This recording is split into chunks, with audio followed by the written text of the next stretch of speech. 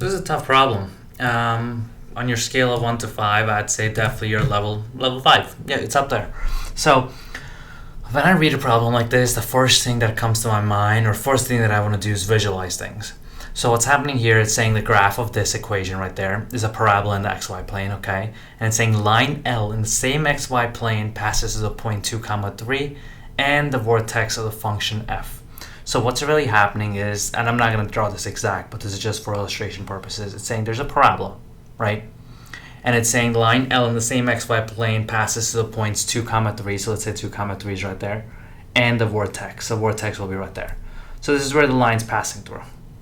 We know that one of the points is there and one of the points will be the point of the vortex. And the question is saying, what is the slope of the line? I know that in order to find the slope of something, I can use the formula of y2 minus y1 over x2 minus x1, which will give me slope. So right now, all I've done is I'm just gathering all the facts. I'm trying to figure out, so this is my end goal right here. How can I figure that out? I already know that this point is 2 comma 3. So really my main missing component, the goal here, is to figure out what the vortex of this parabola will be. That's what I'm going to try to do now. I'm going to try to figure out the vortex of this parabola. So let's get rid of this. Let's start over here. What I'm given over here is the equation of the parabola that I'm dealing with. 3x minus 6 times x minus 6. There's a bunch of different ways to figure out the vortex. There's a vortex formula. There's all that stuff. But I do a little bit differently. Follow along, see if it makes sense, and see if you can use that in problems similar to this. We know that f of x is the same thing as y. So I'm just going to rewrite this. So y equals 3x minus 6 times x minus 6.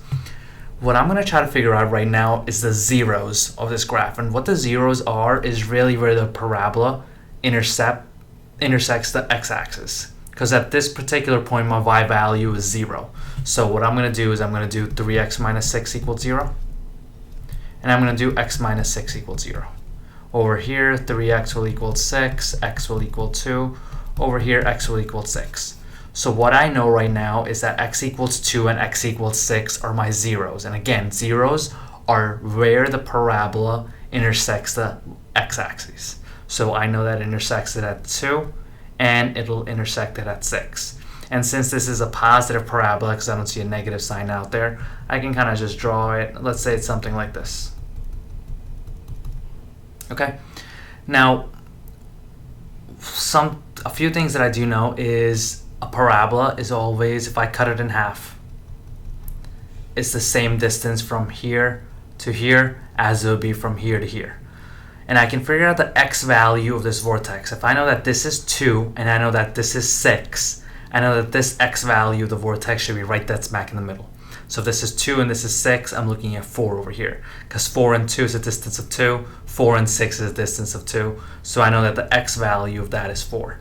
But now to figure out the y value right there, all I'm going to do is take that 4, plug it back in here, and figure out my x value. That's it.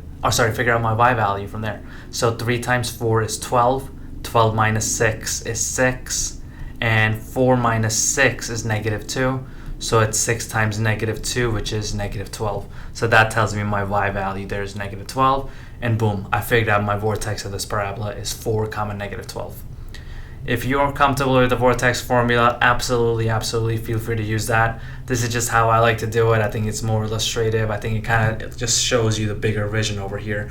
Is what I did was figured out the zeros, and once I know what the zeros are, which are x equals 2 and x equals 6, that's where I know that this parabola intersects the x-axis, so which is at 2 and 6.